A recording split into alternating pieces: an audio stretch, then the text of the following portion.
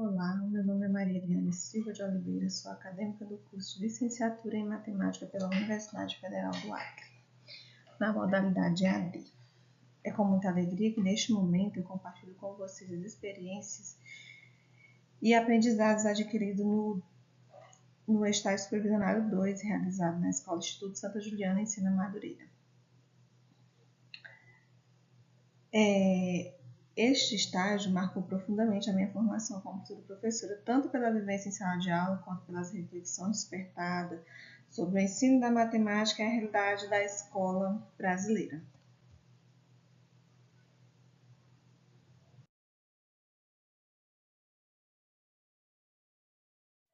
O relatório tem como objetivo apresentar uma análise detalhada da minha segunda experiência de estágio, realizada no âmbito do ensino de matemática para os estudantes de 9º ano. Na instituição de ensino Instituto Santa Juliana, o foco principal é refletir sobre as práticas pedagógicas adotadas, os desafios enfrentados e as estratégias utilizadas para promover o aprendizado significativo dos alunos. Na Escola Instituto Santa Juliana, onde eu realizei o meu segundo estágio, é uma instituição que valoriza a formação integral dos estudantes, busca inovar nas metodologias de ensino, e ao longo do relatório serão abordados aspectos como o planejamento das aulas, atividades desenvolvidas, a interação com os alunos, os resultados observados. A estrutura do documento está dividida em tópicos,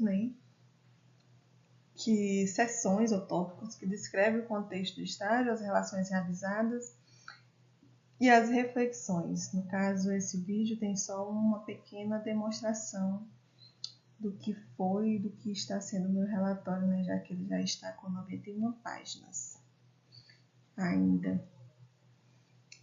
Provavelmente ainda vai ser modificada alguma coisa.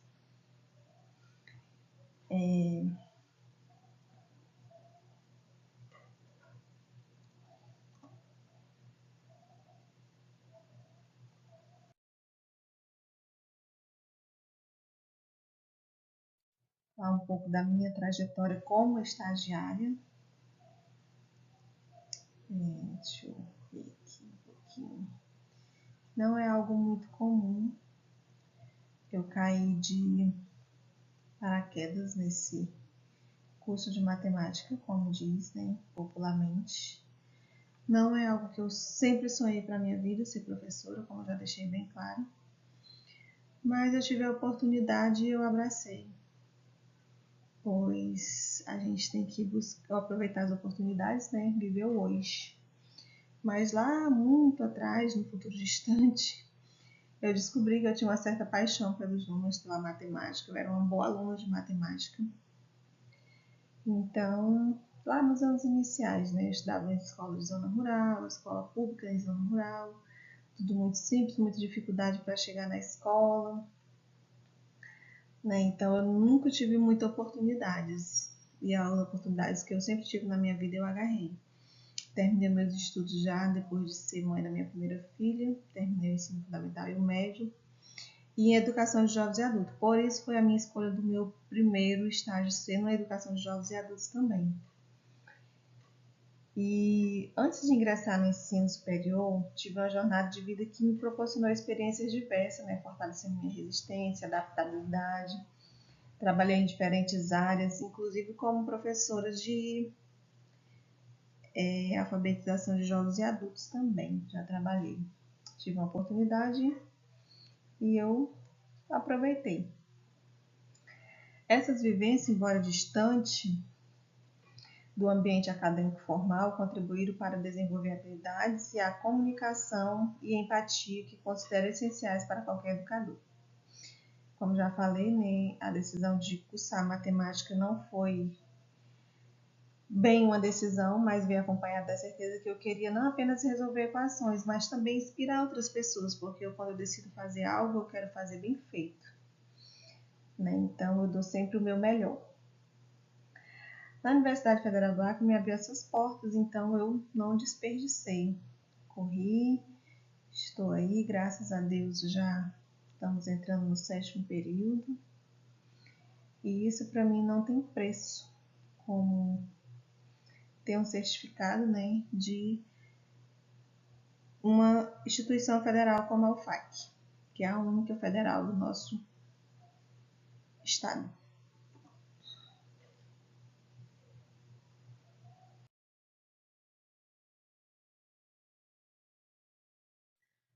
Um pouco sobre a escola e o espaço escolar. O Instituto Santa Juliana, sendo um patrimônio histórico tombado pelo Estado, outrora reconhecido como uma das instituições de ensino fundamentais mais procuradas na cidade.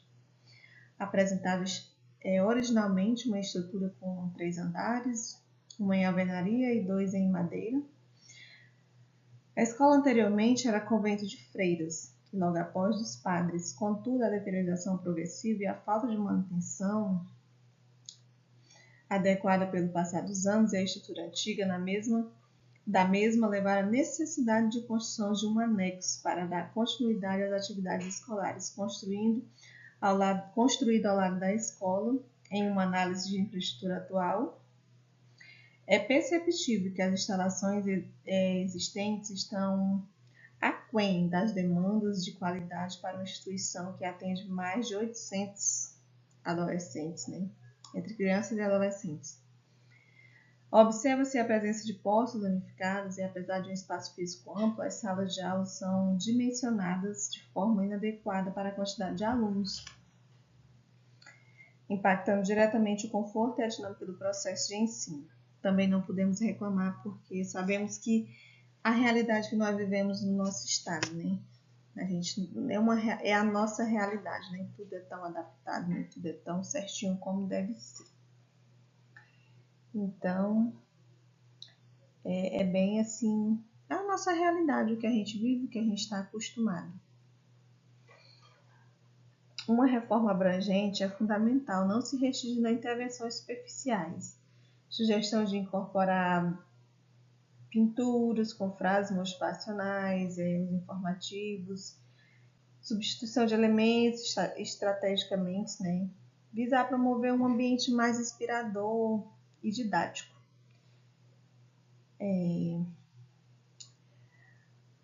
As salas são climatizadas, mais ou menos amplas, algumas têm alunos demais, se tornam salas pequenas. E os banheiros são equipados, né, para atender os alunos, inclusive com necessidade especial. Durante as observações, foi constatada a presença de portas sem fechadura, como já citei, vidros danificados, que compromete a segurança e a privacidade. A cozinha, embora funcional, revela-se dimensões reduzidas para atender a demanda em uma instituição com o porte da instituição, né?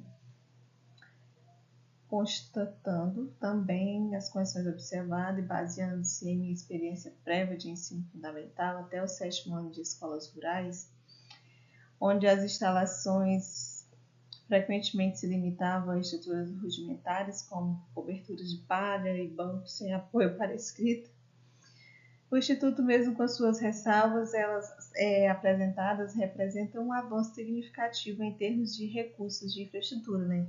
Para mim, hoje, uma escola padrão Instituto Santa Juliana é um sonho, porque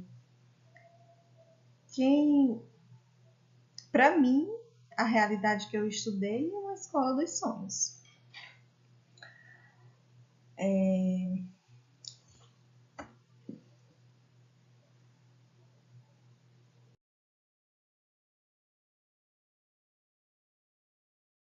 As turmas acompanhadas, né? Acompanhei 3 turmas de nono ano. Acompanhei nono ano A, tinha 37 alunos, nono ano B com 36 e o nono ano C com 34. Percebi o elevado número de alunos por sala dificulta uma atenção individualizada, o que é crucial no ensino de matemática. Notei também que muitos alunos demonstravam dificuldades em conteúdos básicos, o que exigiu de mim estratégias didáticas diferenciadas, como o uso de exemplos contextualizados, atividades em grupo e incentivo à participação oral. Em termos de recursos didáticos, as salas não possuem retroprojetores, equipamentos de multimídia próprios. todos esses recursos são compartilhados por toda a instituição, o que gera limitações e atrasos no planejamento das aulas, dificultando um pouco o desenvolvimento das atividades. Porém, é um cronograma bem organizado, todo mundo tem lá, né, essa agendinha, quando alguém precisa usar, vai lá, agenda para usar naquele dia aquele material. Eu percebi que também nas salas não tem mural para os alunos expor, né, os trabalhos, que eu acho importante, porque dá muito trabalho, você está fazendo um trabalho, você se dedica e não tem um lugar para eles expor. Eles pregam na parede, aí os do outro turno vai lá e arranca. Tem toda essa questão, né, de valorização da produção do discente, o estímulo, né? Então tudo isso faz diferença. Sobre as observações, nesta sessão, analisei as aulas sob múltiplas perspectivas, metodologias utilizadas, postura do professor, envolvimento dos alunos e até mesmo as reações emocionais da turma diante de determinados conteúdos. Temas trabalhados foram frações, porcentagem, notação científica e números racionais. A aprendizagem se mostrou mais efetiva quando a aula envolvia a realidade dos estudantes e promovia interação.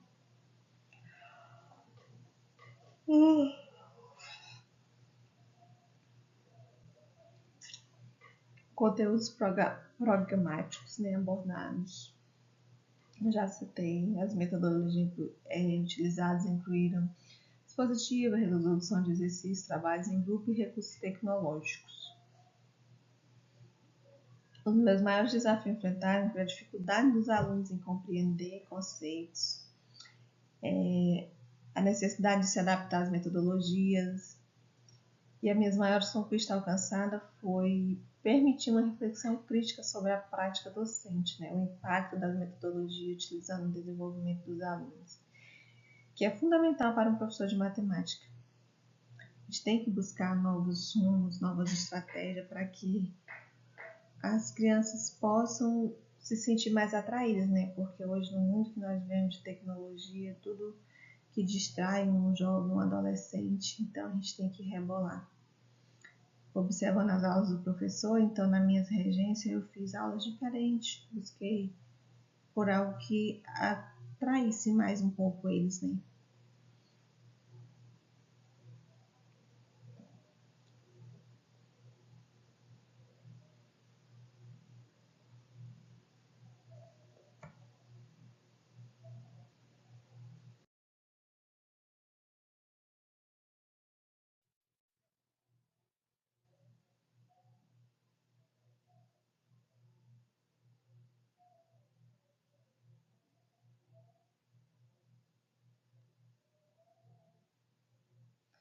Nas regências,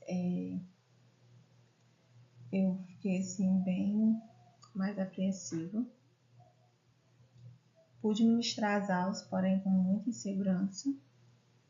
Fiz o meu planejamento, executei as regências e fui. Tinha que ir, né? Mas um dos momentos mais marcantes foi quando trabalhei com fração geratriz. A questão do entendimento da metodologia aplicada, né, os conceitos, que para alguns parecia que não compreendia, que não alcançava resolver aquele problema, e que de certa forma, quando eu trouxe uma metodologia diferente, algo diferente que trazia mais para a realidade deles, eles conseguiram resolver e sobressaírem, né? O professor sempre adota uma questão de tudo ele anota, né? Tudo vale ponto, mais, menos, se fez é mais, se não fez é menos, e por aí vai. Então isso é o que deixa eles, que eles ainda conseguem, ainda fazem as atividades por conta disso. Porém, é uma questão assim mais relativa, que eu acho que a gente deve chamar mais atenção. Percebi que o professor deixa muito eles à vontade, né, na hora de escrever do quadro, na hora de fazer as atividades, só mantém ali aquele controle na hora que ele estar explicando. E eu fui diferente, eu tentei manter a atenção deles em todos os momentos, porque senão eu não conseguiria trabalhar, desenvolver, né? Então isso me chamou bem a atenção e eu consegui, da minha forma, fazer com que eles entendessem, com que eles ficassem mais em silêncio e prestassem mais atenção na aula. Foram desafios e reflexões, foram dias difíceis. Primeiro dia eu saí exausta, no primeiro dia de observação. E com o passar dos dias eu tive muitas dúvidas. Chegou um dia que eu fui para o planejamento com o professor e eu fiquei me perguntando, será que realmente eu tinha sido feita para aquilo?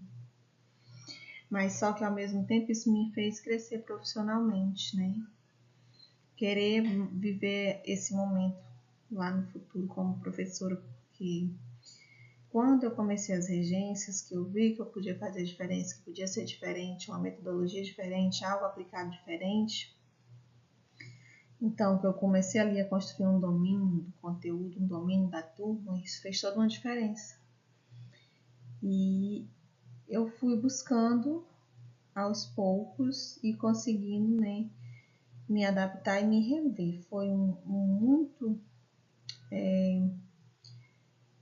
assim, um divisor de águas esse estágio, porque no primeiro estágio eu fiz na educação de jovens e adultos, é uma complexidade totalmente diferente, alunos são já adultos, né, e são também adolescentes já a partir de 16 anos, que geralmente já tem outras responsabilidades, e é pouquíssimos alunos, né, então lidar com uma turma de 34, 35 alunos não foi fácil, foi um enorme desafio. Mas graças a Deus eu venci e estou aqui hoje para a gente, né, compartilhando com vocês tudo que eu vivenciei. E é isso. Vou passar para a minha conclusão. E não foi só uma exigência curricular.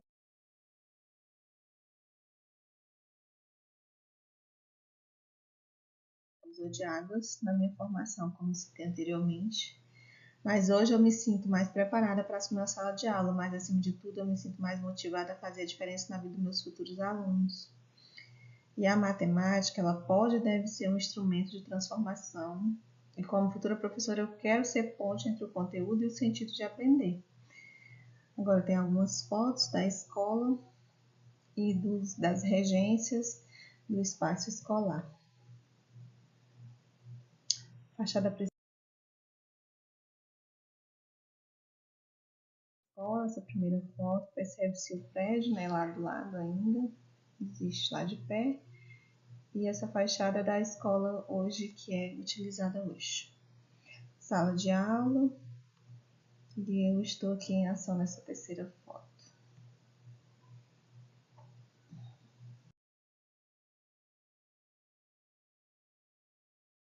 Aqui temos a biblioteca novamente, a sala de informática, a sala da coordenação, pátio, a cozinha.